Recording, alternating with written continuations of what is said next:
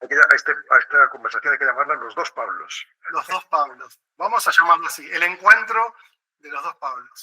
Una frase que utilizás habitualmente, que es nada ni nadie puede alterar mi paz interior, y ese es el punto de partida, que pensar cómo se puede ayudar para que realmente las personas encuentren la paz interior en este tiempo de tanto ruido y de tantas distracciones. Lo primero para ser capaz de aspirar a un ideal tan noble y tan supremo como es que nada ni nadie altere mi paz, la paz, es creer que es posible. Bien. Si no creemos que algo es posible, sencillamente no nos ponemos en camino para conseguirlo. Uh-huh. Entonces, la confianza en que un ideal tan alto como la paz o la liberación del sufrimiento es posible, es necesario, ¿no?, esa confianza para que sea realidad. ¿Y cómo se adquiere esa confianza? Pues, a mi modo de ver, hay dos caminos fundamentales. Uno es la vía contemplativa y otro es la vía cognitiva. Uh-huh. Es decir, la vía contemplativa es el silencio, la vía cognitiva es la palabra. Es decir, trabajar en crear el suficiente silenciamiento interior mediante la práctica meditativa para que la semilla de la palabra, de esta palabra, que sería nada y nadie puede alterar mi paz interior, pueda cuajar. Es decir, que, por ejemplo, la recitación de esta afirmación de manera sistemática y repetida o continuada es como la gota que va cayendo en la roca un día tras otro y al final ciertamente la perfora. Uh-huh. Y que también nuestro corazón a veces es de roca y tarda uno bastante en perforarlo, pero si somos constantes vamos entrando en esta convicción profunda. Bien. Y el origen del sufrimiento, me parece que es el tema central, todo el camino que recorriste que recorriste desde sacerdote y como escritor, ¿no? También en esas obras donde entiendo que escribís primero para vos y después para los otros. Me parece importante pensar esto. ¿Cuál es el origen del sufrimiento, ¿no? Vos tenés algunas ideas que habitualmente yo leo o escucho y que a mí como psicólogo también me sirve mucho en el consultorio pensar que la gente se queda atrapada en la culpa, por lo tanto, en algo que le pasó o no le pasó en el pasado, o en el apego, decís habitualmente, que tiene que ver con la dependencia a algo en el presente y con el miedo al futuro, a lo que vendrá, ¿no? A la incertidumbre propia de la vida. ¿Cómo estas tres síntomas, ¿no?, más que enfermedades, culpa, apego y miedo, si no se detectan a tiempo, pueden sí desencadenar enfermedades? Bueno, es una manera de sintetizar las sombras y las dificultades interiores que tenemos las personas en estas tres palabras, que una apela al futuro, el miedo, otra al pasado, la culpa, y otra al presente, el apego. Y me parece que es una buena síntesis, ¿no? Está bien preguntarse por el origen del sufrimiento, ¿no? ¿Por qué sufrimos? Pero es más interesante preguntarnos qué hacemos con ese sufrimiento, ¿no? Porque si solamente nos preguntamos el por qué, pues nos podemos quedar en lo meramente especulativo y nos perdemos la fiesta, que es liberarnos del sufrimiento. Y por eso, más que por qué sufro, la pregunta más eficiente es qué puedo hacer para liberarme de él. Y seguramente cuando empezamos a liberarnos más del sufrimiento, lo comprendemos mejor. Yo diría que la función del sufrimiento fundamentalmente es de aprendizaje. De aprendizaje. Es decir, que difícilmente crecemos sin sufrir, que son las dificultades de la vida las que nos van ayudando a crecer. Sí. Y a llegar a donde aspiramos, ¿no? ¿Que podría haber sido de otra manera? Pues podría haber sido de otra manera. ¿por qué no ha sido de otra manera? Eso no lo sabemos. O sea, Ujú, por qué la jungla es como es decir, que el animal grande se come el pequeño y ujú, que de pronto va una gacela y salta un tigre y la devora? Pues es así, es ujú, así. O sea, esto no podemos comprender por qué es así, ¿no? Pero sí que podemos confiar en que tiene un propósito que a lo mejor racionalmente se nos escapa, pero en la medida en que vivimos incluyendo la razón, pero trascendiéndola, deja de disturbarnos eh, como un moscardón, ¿no? Esta cuestión teórica de por qué existe, ¿no? ujú, Y ponemos el foco en qué hacer, ¿no? Para liberarnos, ¿no? ¿Y qué hacer? ujú. Bueno, yo creo que lo que yo he ido descubriendo es que todo lo de fuera se va colocando en la medida en que tú lo colocas por dentro. Dicho más sencillamente, Como es adentro es afuera, sería. exacto, que hay violencia en el mundo, en la sociedad, porque hay violencia en los corazones.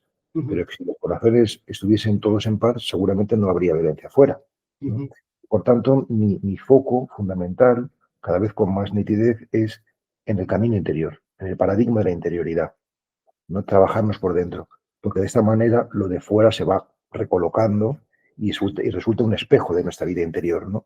ujú. ¿Y cómo se le coloca lo de dentro? Fundamentalmente poniendo amor, poniendo una mirada comprensiva, una mirada amorosa. En la medida en que hacemos eso, en lugar de una mirada iracunda, una mirada apesadumbrada, una mirada rabiosa, pues ponemos esa mirada amorosa, que eso es lo que hay que entrenar en la práctica de la meditación, pues se va haciendo el camino. Sí. Pensaba en esa metáfora que traes del arquero en varias ocasiones. Yo te puedo decir que en términos psicológicos es la neurosis, ¿no? La gente, antes de querer quitarse el sufrimiento, la flecha, ¿no? ¿No? La flecha sería el origen del sufrimiento, y la herida, digamos, empezar a sanar la herida, se hacen 1000 preguntas y no terminan de ir a sacar la flecha, ¿no? Entonces podríamos pensar en dos, digamos, esto lo tenés muy claro, ¿no? Pero digo, dos cuestiones. Quizás el origen es como los síntomas son, son metáforas, ¿no? Nos vienen a hablar, ¿no? El miedo para vos no es el mismo miedo para mí, de algo nos está hablando, pero desde luego cuando se dice que el dolor es inevitable y el sufrimiento es opcional, creo que haces referencia a eso, ¿no? Quitar el sufrimiento es quitar la flecha. Y después podemos pensar, ¿por qué tengo esta sombra? Mirarla amorosamente, como señalas habitualmente, transformar en amor ese sufrimiento, por lo tanto, transformar, no sé, el dolor en lucha, el dolor en amor, ser resilientes con eso, con esas marcas que nos deja esa flecha, que a veces somos los propios arqueros, ¿no? Que nos lesionamos, nos autolesionamos. Ujú. Mira, esta diferenciación que proviene del budismo, del dolor y el sufrimiento, como el dolor algo inevitable y el sufrimiento algo opcional, yo empiezo a tener algunas dudas sobre su veracidad de este planteamiento, ¿no? Porque, por ejemplo, pienso en personas muy iluminadas, como por ejemplo Ramana Maharshi, o como por ejemplo Yogananda, u otros en la historia, que han tenido enfermedades de las cuales han muerto y no sé hasta qué punto el dolor que han tenido que atravesar realmente les dolía. Sí. Es decir, que el poder mental y el poder de la realización espiritual puede ser tal, por lo menos en algún caso, que incluso el dolor se desarticula. Ujú. Queda, digamos, la experiencia teóricamente objetiva, porque eso no existe, pero por eso digo teóricamente, del dolor, pero lo cierto es que subjetivamente no se vive así. Ujú. Y por tanto, eh, todo esto nos hace reflexionar hasta qué punto realmente todo no es una proyección de nuestra mente, ¿no? Sí. Y realmente la herida es una herida esencialmente mental. Ujú. Porque nosotros funcionamos siempre con el paradigma de cuerpo-mente, ¿no? Materia y energía, ¿no? Y somos energía informada, ¿no? Pero los científicos lo que van diciendo cada vez más es que más que ser materia y energía, somos energía con distintos niveles vibratorios, más densa o menos, ¿no? Sí. Y por tanto realmente somos espíritu, Ujú. ¿no? Y por tanto ese dolor que atribuimos a la materia, pues en el fondo también puede reducirse en última instancia Sí, a nada, ¿no? O sí, sí, sí. sea que ahí hay otra espiral sobre la cual de reflexión, sobre la cual yo no he entrado casi nunca, porque es ahora cuando empiezo a entrever que podría ir por ahí, ¿no? Que qué bueno que te vayan surgiendo cosas nuevas, ¿no? Permanentemente, yo estoy en construcción permanente. Sí, sí, sí, sí.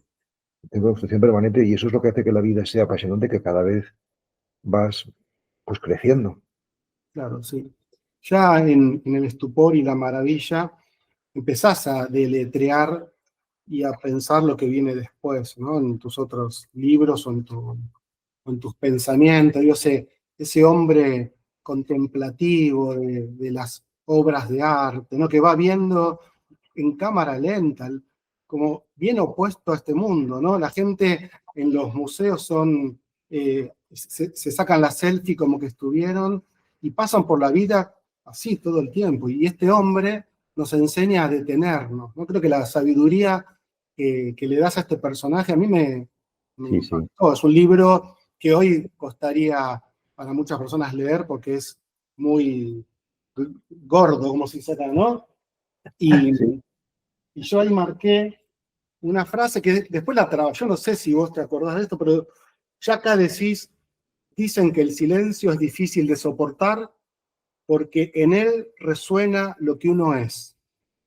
Sí, sí, sí, sí. Es Bueno, yo también buenísimo. me gusta mucho que digas todo esto porque yo mismo me quedo sorprendido cómo las cosas se van gestando muy despacio. Cuando yo releo mis libros antiguos, digo, pero entonces esto yo ya lo pensaba hace 20 años, ¿no? ¿Viste? Y se quedas muy impresionado de cómo el espíritu va actuando en ti Ajá, y de manera más paulatina y más progresiva de lo que uno mismo cree, ¿no? sí. Para que se entienda bien este libro de Estupenda Maravilla, este libro es un poco la otra cara de un libro que se llama Andanzas del impresor Zollinger. Ujú, Zollinger es un personaje que es un nómada, ujú, es decir, una persona que va de un lugar a otro, ujú. ¿no? Mientras que Alois Vogel, que es el personaje de este libro, es un sedentario, es uno que no se mueve del museo, ¿no? O sea, porque también, claro, muchas veces los libros hay que entenderlos en conjunto, ¿no? En este caso, por ejemplo, se forman un díptico.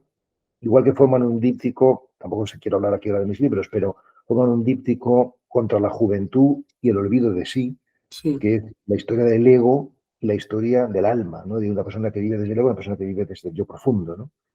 Y en este caso de Estupenda Maravilla, eh, este libro nace de una fascinación literaria y una fascinación personal. O sea, la claro. personal fue que yo me encontré con una persona que se llama, porque todavía vive, Elmar Salman, que era un benedictino teólogo, que fue mi director de tesis, y este hombre era un hombre que viviendo en un monasterio era muy feliz.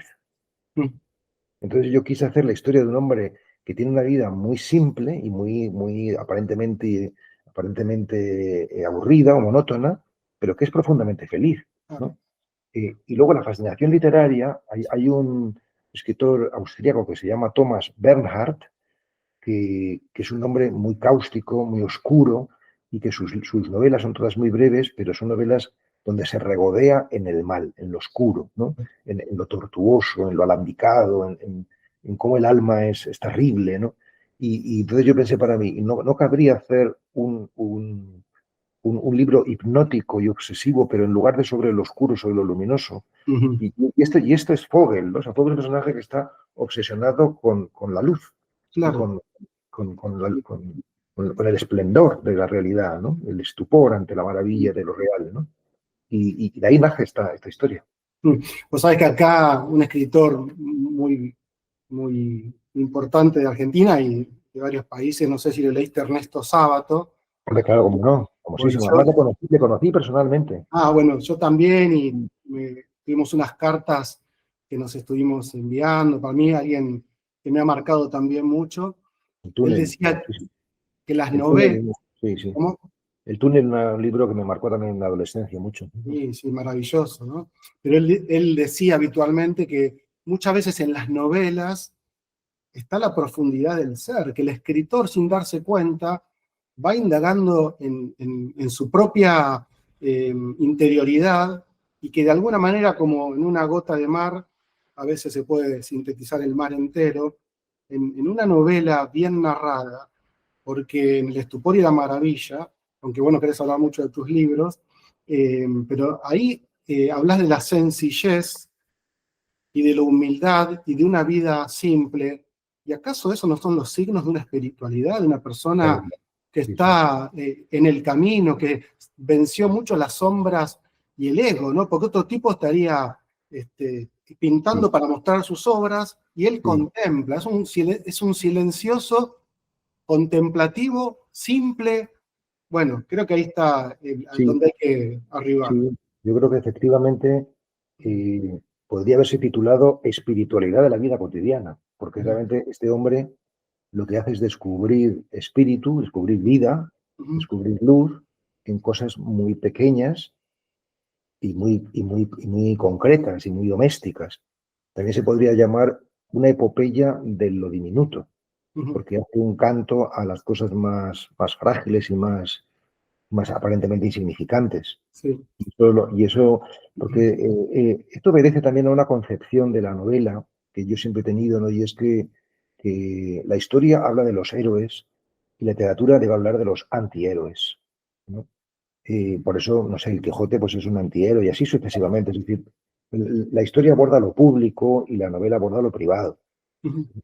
Eh, la poesía aborda lo sublime y la novela lo prosaico. Sí. Bueno, todo esto que cuento aquí en este libro son cosas muy prosaicas. Pues un señor que se te bebe una cerveza, escucha los tacones de caminando una persona y se enamora solamente por el sonido de cosas que, sin embargo, rescatar esta dimensión más lírica, porque al fin y al cabo lo que busca la novela, la ética del individuo, que llamo yo, es contar la interioridad del sujeto. Sí, sí, sí, sí. Pero la, la- Y tu interioridad también, ¿no? Digo, sí, la porque propia interioridad. pensaba que un tema difícil de tratar, y más vos siendo sacerdote, padre, es lo erótico, ¿no? Y sin embargo, en El estupor y la maravilla. En El amigo del desierto también, unas cuestiones súper eróticas con unas mujeres. Y en El olvido de sí, que vos te pones en la piel de Charles Foucault, eh, hay toda una cuestión súper interesante en torno a la belleza, que a veces genera éxtasis, y el erotismo también como una forma del misticismo, ¿no? Claro, claro. Bueno, es que forma parte de la vida humana, ¿no? De esta dimensión más, eh, vamos a llamarla afectiva o instintiva o sexual, afectiva, ¿no? Por tanto, hay que dejarla también que tenga su lugar, porque de hecho ocupa un lugar importante en nuestras vidas en general, ¿no? Y casi todos mis libros tienen algún apunte a esta dimensión y algunos, como por ejemplo Las ideas puras o Contra la juventud, lo aborda de manera bastante explícita, ¿no? Claro. Es un más. Porque de alguna forma eh, yo he sostenido, y tú has hecho un apunte como en esta misma línea, ¿no? De que erotismo y misticismo están profundamente hermanados porque ambos buscan la comunión. La comunión erótica es con el ser amado y con el cuerpo y con el alma del ser amado, y la mística es la comunión con la realidad, la unión con la realidad, ¿no? Y precisamente este deseo de unión es lo que unifica, ¿no? Es el denominador común de ambas experiencias, la mística y la erótica. Sí. Vos sabés que cuando casi te veo en Madrid en el 2022, yo fui a Granada a presentar un libro con Paco, con mi amigo franciscano. Él tuvo una ACV, ¿sí? Y a partir de ahí estuvo en silla de ruedas, se le complicó mucho la vida, un hombre muy espiritual, un franciscano maravilloso, amigo mío desde la adolescencia, y a partir de de ese malestar y esa enfermedad y ese impedimento. Quería morirse, no quería seguir viviendo, Pablo. Sí. Era como que se le fue la fe, ¿no? Se perdió todo anclaje en la posibilidad espiritual y no soportaba verse limitado. Aún así fue luchando con mucha ayuda profesional y de amigos y de gente cercana, y hoy camina con un bastón, y en la pandemia le pasó eso. Y a mí en la pandemia se me murió mi mamá, y entonces para sanarnos los dos, él desde su cama en Granada y yo desde mi duelo en Buenos Aires, empezamos a escribir un libro que se llama El arte de la lentitud, y, y decíamos algo que vos lo tomás mucho también, que nada es casual, ¿no? Que todo puede ser causal, en tanto y en cuanto también uno quiera tomar esto que sucede para la conveniencia como escuela de vida, porque hay gente que se resiente, no puede salir del enojo, de la enfermedad, de la bronca, pero otras personas pueden tomar esto. Paco me decía, gracias ahora a esto paso lentamente por las cosas. Pensaba en el estupor y la maravilla. El hecho de ir ahora con un bastón, él dice, me permite ir más lento por la vida y pasar más cerca de las cosas, ¿no? Pues sí, la verdad es que sí. Mira, yo acabo de publicar hace pocos meses un libro que se llama Devoción y que es una relectura, una versión de un clásico de espiritualidad ortodoxa que se llama El peregrino ruso, Relatos de un peregrino ruso. La historia de este peregrino ruso es que él, de niño, es atacado por su hermano y de alguna manera se le queda el brazo mal, Sí. que queda tullido, y dado que está tullido, pues ya no puede jugar con sus amigos en el bosque como hacen todos los demás niños y se queda mucho más tiempo en casa leyendo con el abuelo.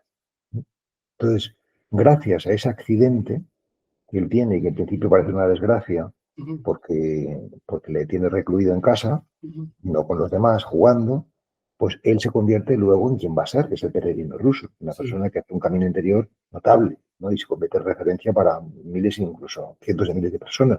Sí. Es decir, que las cosas, como también digo muy a menudo, no hay que mirarlas en sí mismas, sino en el contexto global de dónde vienen y lo que van a producir. Claro, esto a lo mejor no nos consuela en el momento, pero la comprensión espiritual de esto te redimensiona tu sufrimiento y ayuda a transitarlo. Claro, pero también tiene que haber una disponibilidad. Primero se entiende que cuando te pasa un dolor, y en ese punto sí es interesante más allá si es del budismo, ¿no? De dónde viene esto del dolor, es inevitable y el sufrimiento opcional, nos puede servir para decir, si yo te pego una patada ahora te va a doler, pero si vos te quedas enganchado y yo te quiero hablar dentro de 15 días y decís, no, porque Pablo me pegó una patada, ya eso es opcional, porque quizás yo no te quise pegar esa patada o te pegué esa patada para que vos repienses nuestros vínculos. A veces me parece que la gente no tiene disponibilidad para salir del dolor, para leerlo en clave. Me gusta este concepto que traes en clave mística, ¿no? Yo puedo leerlo, vos decías algo del síntoma, ¿no? Los psicólogos decimos el síntoma es la punta de un iceberg, es una metáfora, pero si lo ponemos como símbolo y lo leemos en clave de aprendizaje, hasta el síntoma puede ser como una sabiduría del mundo interior que te está queriendo decir algo y lo podés tapar o lo podés poner a trabajar. Y en eso cambia radicalmente tu vida. Sí, pues tienes toda razón. O sea, sintomatología o simbología, ¿no? Serían las dos posibilidades de elección. Interpretarlo como la manifestación de una enfermedad o bien como la manifestación de un camino de crecimiento, una Sí, oportunidad, sí, sí. una oportunidad. Es verdad, ¿no? Y también es cierto esto que apuntas de la disponibilidad Ujú. al crecimiento, que esto en definitiva depende en esencia del nivel de conciencia. Sí. O sea, hay gente que tiene un nivel de conciencia más alto y por tanto está más dispuesta a aprender y gente que tiene un nivel de conciencia más bajo y está más cerrado. Mm. O sea, por eso realmente el nivel de conciencia se mide, creo yo, fundamentalmente, tiene muchos ítems, pero uno de ellos muy, muy crucial es la apertura. Claro. La apertura y el discipulado. Sí, Ujú. sí, sí. Sí. Si vos decís en el olvido de sí, que para encontrar a Dios, ¿no? Es orar y ayunar. Y me parece también dos símbolos muy interesantes, ¿no? Porque el ayuno, en términos simbólicos, ¿no? Se entiende. El ayuno es no llenarse, es ausencia, es trabajar un poco con el vacío, y el orar es acallar el ruido, porque cada vez que pienso esta realidad y en función de los pacientes que llegan al consultorio, digo que el síntoma de la época, no sé si estás de acuerdo, es la ansiedad. Y si la ansiedad es el síntoma de la época, es porque hay distracción, ruido, hiperactividad, hiperconexión, multitasking. No se da tiempo a la gente para la contemplación, que es lo que habitualmente estás haciendo vos ahora y hago yo con vos o lo hago en el consultorio, que es la capacidad de escuchar, de mirar y de no sacar conclusiones inmediatas. Y la gente quiere respuestas inmediatas y no puede hacer silencio. Entonces, sin silencio, difícilmente haya respuesta.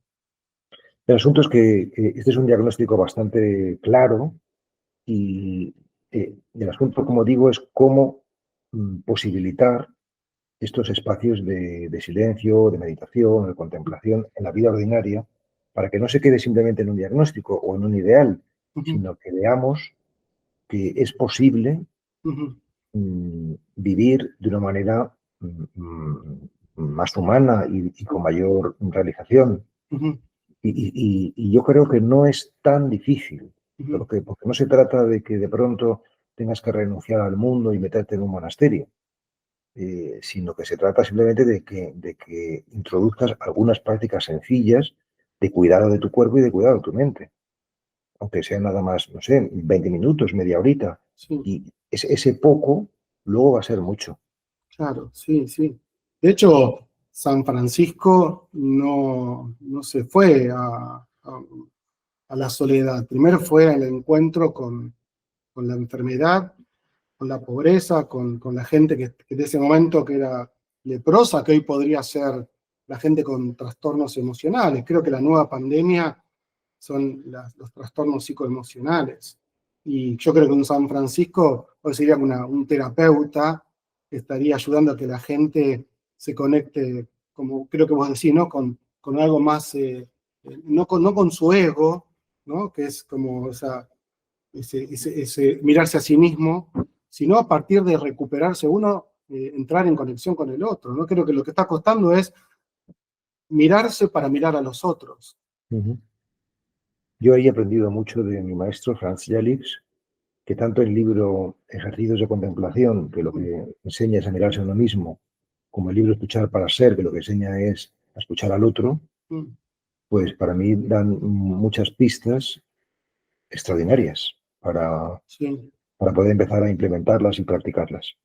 Y otro ser humano tan especial como tu maestro, que lo tuvimos acá en Argentina, con la gente de las villas miserias, con la gente pobre, es decir, que no fue alguien un sabio de escritorio, ¿no? Entre comillas, un hombre implicado en la realidad más compleja de la Argentina. Totalmente, totalmente. Qué privilegio conocer a gente así, ¿no? Oh, bueno, vos lo tenés. Sí, sí, sí. Estuviste ahí. Estuve con él, sí. Y esto es lo más bonito de todo, es estar cerca de las personas luminosas, porque esto es lo que más nos ayuda, porque entramos en su aura, entramos en su nivel vibratorio, por decirlo de alguna manera más, y eso nos hace mucho bien. Claro, sí, sí. Bueno, un poco esto, aunque no te guste, era también mi intención, estar un poco más cerca tuyo y llevarle después a la gente este diálogo, porque no sé si sos consciente, es la nueva era, ¿no? Vos lo decís, estamos en la era de la conciencia y la espiritualidad, y vos sos un referente, tenés un compromiso muy grande, entiendo que un peso también, una responsabilidad muy grande, porque hay mucha gente que te lee, que te escucha, que te sigue. Has creado Amigos del Desierto, que es una propuesta revolucionaria, ¿no? Que es parar un poco a meditar. Entonces viene el tiempo de la terapia, del silencio, de la meditación, de la contemplación, aunque claramente no todo el mundo puede estar a la altura hoy de permitirse eso, porque todavía hay mucha confusión, ¿eh? Yo, respecto a esto que estás diciendo, nada más puedo decir que efectivamente durante los primeros años yo me sentía muy responsable, pero esto era porque fundamentalmente pensaba que era una cosa mía.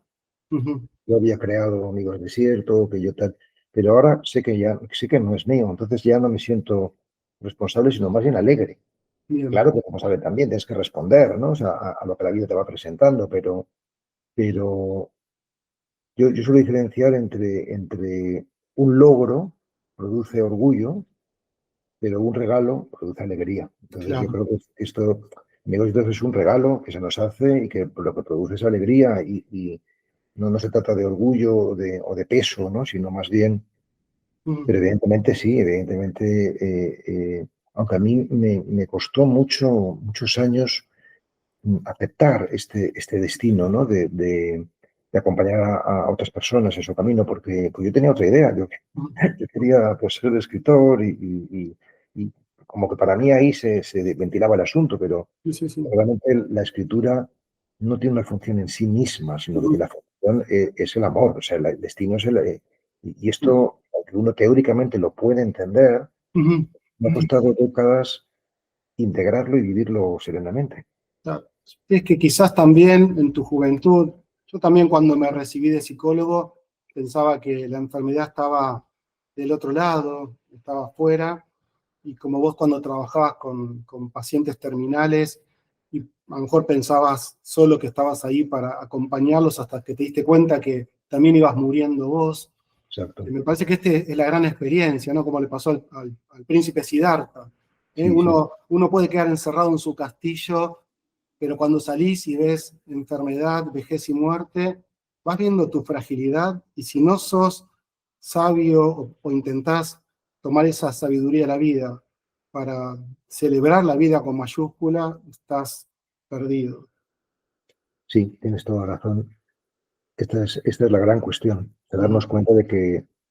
darnos cuenta existencialmente que somos uno, que Sí, estamos unidos y que realmente el destino del otro es el tuyo. Es decir, nuestro corazón se va haciendo cada vez más grande porque pues cada vez nos damos más cuenta de que la historia del otro es la propia. Y por tanto no puedes no ser empático. O sea, no ser empático es un error de dimensiones colosales, ¿no? sí, sí. Bueno, hay un pasaje de la biografía del silencio, para mí, ¿no? Mi propia lectura, a la biografía de la luz, en esto que estás diciendo. Es decir, la biografía del silencio te puede llevar al trabajo con uno mismo, a la meditación, al silencio para acallar, ¿no? Tantas voces que tenemos que nos confunden.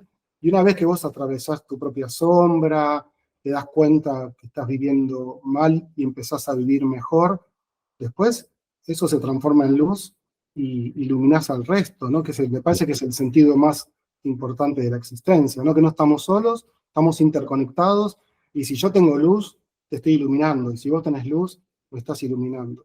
Es muy bonito, Pablo, porque cuando, por ejemplo, tú hablas ahora de mis libros o sea, yo veo que la historia de mis libros es la historia de mi alma. Mm. O sea, que realmente, y eso es lo que me hace feliz, es que realmente ha habido la suficiente honestidad como para no contar lo que tú querías contar, sino lo que realmente en cada momento tu alma necesitaba expresar, Mm. ¿no? Y que a lo mejor no era lo que tú querías contar. Y entonces ver que efectivamente los libros van traduciendo un itinerario vital, Mm. esto es lo que resulta conmovedor o emocionante, porque nos hace comprender que la vida es un camino, pero no solamente teóricamente, sino que lo estás viviendo. Y Sí. eso Mm. es precioso, ¿no? Mm. Qué bueno, ¿no? Qué lindo confrontarse con que se va armando la cosa, no la arma uno, ¿no? Que hay algo que se puede llamar Espíritu Santo, causalidad, no sé. Es muy bonito porque nosotros en general todos nos maravillamos ante la naturaleza, ¿no? O sea, ante, no sé, un horizonte, un bosque o el mar, en fin, la naturaleza nos maravilla, pero no nos maravilla tanto la historia. Y sin embargo son los dos escenarios por excelencia, ¿no? Donde se manifiesta el espíritu, ¿no? Y esto que estamos hablando ahora es la maravilla de la historia. Ujú, Empieza por la maravilla de tu propia biografía, claro, que el espíritu no da puntada sin hilo, y cuando tienes esa mirada de comprensión, de que todo se ha ido tejiendo de manera misteriosa, pero que finalmente ves el dibujo que está detrás, esto es, mm, te hace comprender que, no, que el azar no existe, sino que sí, realmente hay mm. un orden amoroso. Qué lindo abrazar esta idea. Pensaba lo de la historia, Borges decía, bueno, vos también trabajás en Devoción, ¿no? Un cuento de Borges. Sí. Eh, y Borges decía que el pasado es arcilla que el presente moldea a su antojo. Y lo del antojo no como capricho, ¿no? Pero yo digo que cada vez que, digamos, a partir de ahora, yo, si me quedo pensando en algo de nuestra charla, seguramente, resignifique mi pasado. El pasado está vivo. Como la esperanza es activa, el pasado es activo también porque nos va. Una cosa es quedarse atrapado en la culpa del pasado, que decíamos que es esa enfermedad. Pero si el pasado nos da letra, es luz también. Totalmente. Totalmente. Es decir, o sea, no podemos borrar lo que sucedió, pero sí trabajar sobre cómo leemos lo que sucedió. Ujú. Y esto es lo que nos puede liberar de un Sí. pasado pues mal, en fin, que sea doloroso, ¿no? Ujú. Sí. Bueno, en psicoanálisis un poco sucede eso, ¿no? Quizás son largos los tratamientos y hoy se, la gente un poco no tiene esa paciencia, más allá que ya no es tan ortodoxo. Al menos yo cuando soy psicólogo de la Universidad de Buenos Aires, la formación es en psicoanálisis y sigo creyendo que Freud y después Lacan y por supuesto Jung demuestran que un camino interior, el de la meditación, ¿sí? El de la espiritualidad, o en una terapia profunda, donde tenés a tu terapeuta que te acompaña en un proceso de repensar tu vida, puede ser largo en términos cronológicos, pero en tiempos internos no hay corto o largo. Cuando la gente se compra la terapia breve que te ofrecen, eso es todo Ujú. mercantil. Creo que un laburo interior, un trabajo interior es muy singular, por eso es importante un maestro, por eso es importante un buen terapeuta, alguien que te ayude, ¿no? A iluminar, como decía Anthony de Melo, ¿no? A encontrar tu lámpara e iluminarla vos mismo, ¿no? Porque nadie te puede dar la luz, te puede ayudar a encontrar tu propia luz, ¿no? Estar cerca de alguien lumínico, pero la Ujú. luz la tenés que sacar vos, ¿cierto? Está claro, está claro. No, yo tengo un gran respeto al psicoanálisis, ¿eh? Y yo estuve incluso un año en Viena viviendo, que ahí conocí, por cierto, a Viktor Frankl, fui Uf, discípulo suyo un semestre, sí, era ya último año suyo de profesor honorífico, y, y también hice algún curso de psicoanálisis.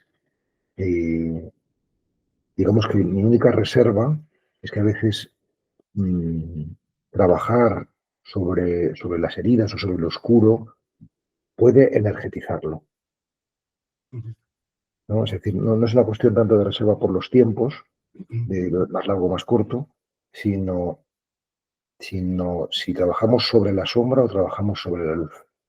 bien, Porque creo que ahí hay algo como para reflexionar. No es que tenga respuesta clara ujú, de cómo hacerlo, pero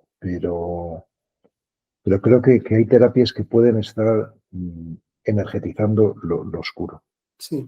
Y quizás en términos freudianos está bueno que también se pueda articular con el budismo, ¿no? Freud decía, lo no elaborado retorna incesantemente, como el Ujú. karma, como es Sí. oscuro que no, ¿no? Vos decís que la luz es la oscuridad iluminada. Ujú. Entonces, pensar el trauma, que a veces la gente viene porque tiene un trauma, es su oscuridad.